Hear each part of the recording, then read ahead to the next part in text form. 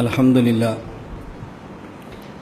للہ وحدہ لا شریک لہ والصلاة والسلام علی من لا نبی بعدہ اما بعد فاعوذ باللہ من الشیطان الرجیم بسم اللہ الرحمن الرحیم انا اعطیناک الکوثر فصل لربک وانحر ان شانئک هو الابتر اللہم صل علی محمد وعلی آل محمد كما صليت على إبراهيم وعلى آل إبراهيم إنك حميد مجيد اللهم بارك على محمد وعلى آل محمد كما باركت على إبراهيم وعلى آل إبراهيم إنك حميد مجيد قربانی شریعت مطہرہ کے احکامات میں سے اہم ترین حکم ہے جو سال میں صرف ایک مرتبہ ہے اور صاحب وسعت اور صاحب نصاب پر واجب ہے۔ تفصیلات اس کی آئیں گی۔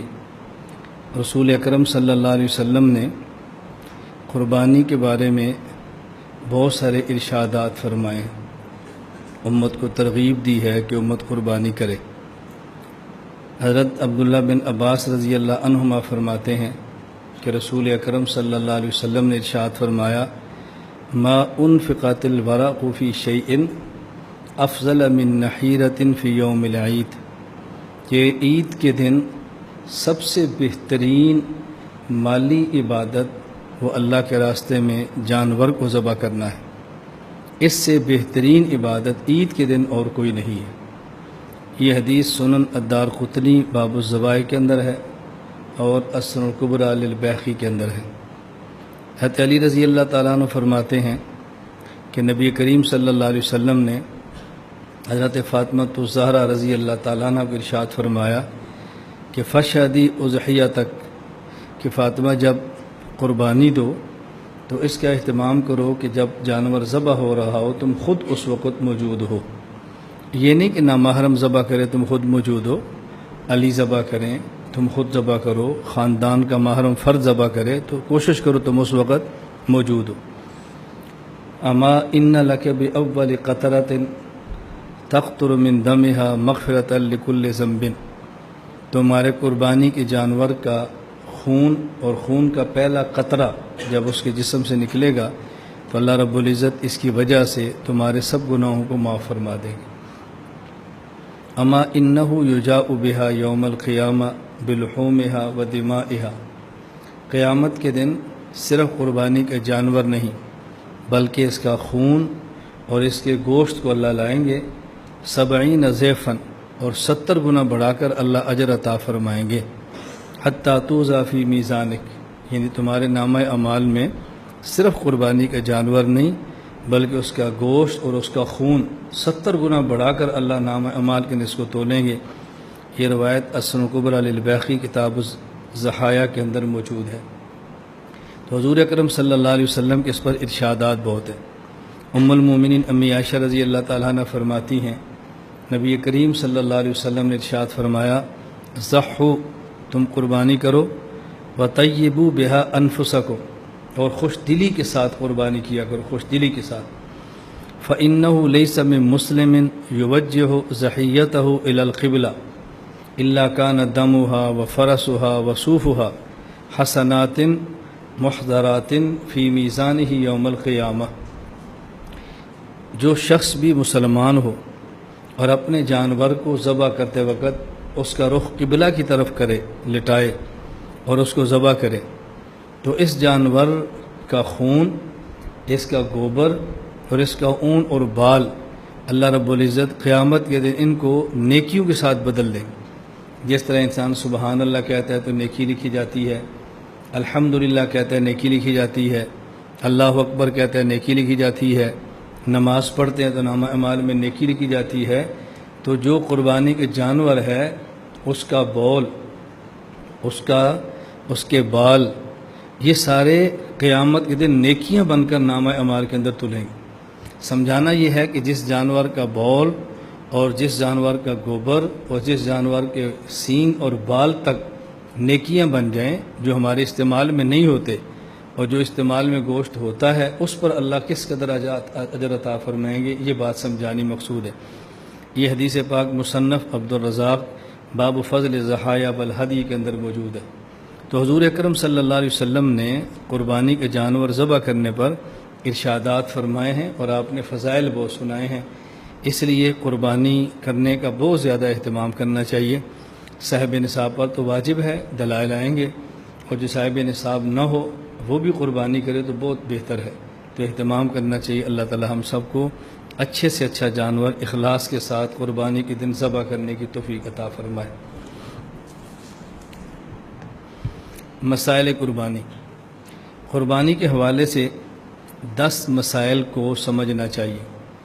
نمبر 1 قربانی کا ثبوت، نمبر 2 قربانی کا حکم، نمبر 3 قربانی کا جانور، نمبر 4 جانوروں کی عمر، نمبر 5 شرکاء اور ان کی تعداد، نمبر 6 قربانی کا وقت، نمبر 7 قربانی کے دن، نمبر 8 وجوب قربانی کی شرائط، نمبر 9 قربانی کا نصاب، اور نمبر 10 قربانی کو ذبح کون کرے۔ تو قربانی کے متعلقہ ان 10 مسائل کو اچھی طرح سمجھ لیں اور اچھی طرح یاد فرما لیں، تو پھر قربانی کے حوالے سے آپ کو الجھن پیدا نہیں ہوگی۔ اور قربانی سے پہلے ہم ان مسائل کو کیوں ذکر کر رہے ہیں؟ ہمیں عموماً پاکستانی دنیا بھر سے لوگ رابطہ کر کے مسائل پوچھتے ہیں، اور مسائل کب پوچھتے ہیں؟ رمضان مبارک گزر جائے گا، پھر فون آئے گا کہ مولانا صاحب تراویح 20 ہے یا 8 ہے، کیا ہوا؟ تو رمضان گزر گیا۔ کہا جی رمضان میں کچھ لوگ تھے تو بحث کر رہے، کہتے تراویح 20 نہیں ہے۔ تو میں کہتا ہوں اب یہ مسئلہ آئندہ سال شعبان میں پوچھنا، آئندہ سال پوچھنا، ابھی قربانی کا وقت ہوگا، ابھی لوگ آپ سے مسائل نہیں پوچھیں گے۔ جب قربانی کے دن کچھ گمراہ لوگ اہل سنت کے خلاف غلط قسم کے مسائل چھیڑ دیں گے، اس وقت پھر لوگ آپ سے مسئلہ پوچھیں گے کہ جی قربانی میں گھوڑا قربانی ہو سکتا ہے، قربانی 4 دن ہو سکتی ہے، اونٹ میں 10 آدمی شریک ہوتے ہیں، یہ پوچھنا شروع۔ کیوں بھائی؟ ہمارے علاقے میں ایک بندہ ہے تو وہ یہ کہتا ہے، وہ حدیث دیتا ہے، وہ پیش کرتا ہے۔ اب اس کا آپ کے پاس کوئی علاج نہیں ہے نا۔ ہمارے ہاں ایک کہاوت مثل مشہور ہے کہ سانپ کے گزرنے کے بعد، سانپ کے گزرنے سے جو لکیر بنتی ہے اس کو پیٹنے سے سانپ نہیں مرتا۔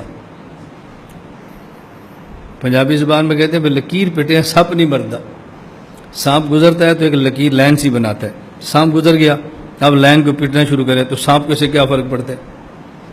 تو ہمارے ہاں وقت گزر جاتا ہے، مسائل ہو جاتے ہیں، امت میں انتشار پھیل جاتا ہے، ہم بعد میں پوچھتے ہیں یہ مسئلہ کیا ہے؟ تو ہم اہتمام یہ کرتے ہیں رمضان آنے سے پہلے تراویح اور وطر صدقات کے مسائل بیان کریں، عیدین کے آنے سے پہلے عیدین کے مسائل بیان کریں، قربانی کے آنے سے پہلے قربانی کے مسائل بیان کریں۔ اب آپ اس بات کا اہتمام کریں کہ ان مسائل کو سمجھیں، عید کی چھٹیوں پر جائیں تو اپنے علاقے میں بیان کریں، فضائل و مسائل قربانی چھوٹا سا کتابچہ چھپا اس کو تقسیم کریں۔ اس کا فائدہ یہ ہوگا کہ آنے سے پہلے فتنہ دب جائے گا، کسی فتنے کے پیدا ہونے سے پہلے اس فتنے کا سدباب کرنا یہ ہمارے اکابر کا طریقہ ہے، اور رسول اکرم صلی اللہ علیہ وسلم کی مبارک سنت ہے، قرآن کریم کا اسلوب ہے آنے والے فتنوں سے متنبع کرنا اور آگاہ کرنا۔ آپ کو لوگ چھوٹی موٹی باتیں کہیں تو اس سے متاثر نہ ہوں، دل چھوٹا نہ کریں، پرواہ نہ کریں، اور اپنے کام کو مثبت انداز میں جاری رکھیں۔ میں سمجھانے کے لیے ایک مثال دیا کرتا ہوں کہ ایک مرتبہ پشاور حیات آباد فیز 6 میں، آج سے تقریباً کوئی 9-10 سال پرانی بات ہوگی، تراویح کے بعد میرا بیان تھا، اور میں نے بیان کیا 20 رکعت تراویح پر۔ بیان سے فارغ ہوا تو ایک خان صاحب بڑے سمجھدار سنجیدہ پڑھے لکھے، جب مصافحہ ہو رہا تھا تو مجھے کہنے لگے کہ مولانا صاحب ہمارے اس علاقے میں سب 20 تراویح پڑھتے ہیں، ادھر 8 والا کوئی نہیں ہے، اب آپ کو 20 تراویح کے ثبوت پر دلائل اور 8 کا رد کرنے کی کیا ضرورت ہے، ادھر تو بندہ ہی کوئی نہیں ہے۔ میں نے ان سے کہا کہ آپ کے اس فیز 6 میں پولیو کے مریض کتنے بچے ہیں جو پولیو کے مریض ہیں؟ مجھے کہتے ہیں شاید ایک بھی نہ ہو۔ میں نے کہا پولیو قطرے پلانے چاہیے کہ نہیں، شرن کیا حکم ہے میں اس پہ بات نہیں کر رہا، لیکن آپ کی اگر حکومت یا ڈاکٹر بھیجے پولیو قطرے پلاؤ، آپ پلاتے ہو؟ مجھے کہتے جی ہاں۔ میں نے کہا جب پولیو کا مریض نہیں ہے تو آپ قطرے کیوں پلاتے ہو؟ مجھے کہتے ہیں وہ حفاظتی قطرے ہوتے ہیں۔ میں نے کہا ہمارے لاہور میں ٹھینگی بخار شروع ہوا اور اس پر سپرے شروع ہوا، سرگودے ڈھینگی نہ مچھر ہے نہ بخار ہے، سپرے ہو رہا ہے، تو کیوں کر رہے ہو؟ کہا جی کہ لاہور والا مرض آ نہ جائے۔ ہمارے یہاں گرمیاں ہوتی ہیں تو سپرے کرتے ہیں باغ میں، کیوں کیڑا لگ گیا ہے کہ جی لگ نہ جائے۔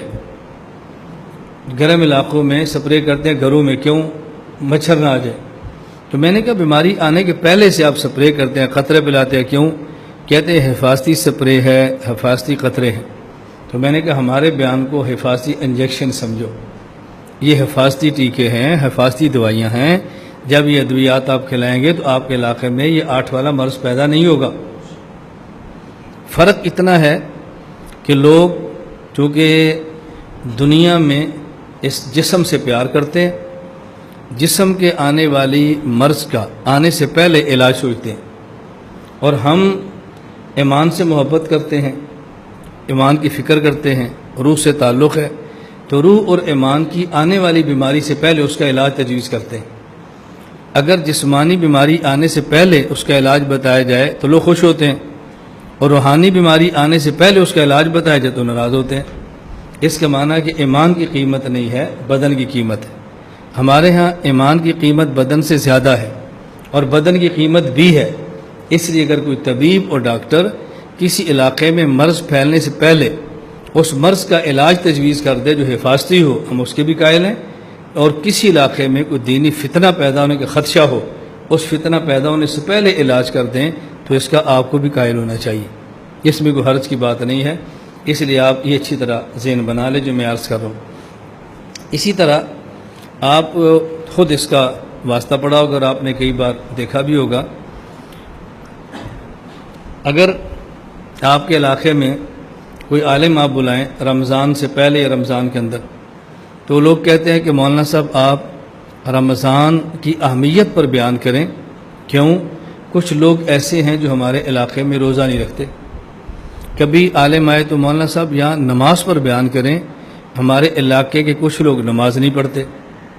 کبھی آئے تو مولانا صاحب نکاح پر بیان کریں، ہمارے علاقے میں بچی کی عمر بہت بڑی ہے اور لوگ نکاح نہیں کرتے، کبھی خاندان، کبھی قبیلہ، کبھی جہیز، کوئی نہ گزر ہوتا ہے، آپ اس پر بیان کریں۔ کبھی عالم آئے تو مولانا صاحب ختم نبوت بیان کریں، یا اس علاقے میں کچھ مرزائی ہیں۔ کوئی آئے گا تو مولانا صاحب دفاع صحابہ پر بیان کریں، اس علاقے میں کچھ لوگ ایسے ہیں جو صحابہ پر اعتراض کرتے ہیں رضی اللہ عنہم اجمعین، ہر کسی کو ہی کہتے ہیں۔ اور جب ہماری باری آتی ہے، ہم کسی کے علاقے میں جب تو ہمیں کہتے ہیں مولانا صاحب یہاں حیات النبی پر بیان نہ کرنا، یا کچھ مماتی بھی ہیں۔ مولانا صاحب یہاں فقہ حنفی پر بیان نہ کرنا، کچھ اہل حدیث بھی ہیں۔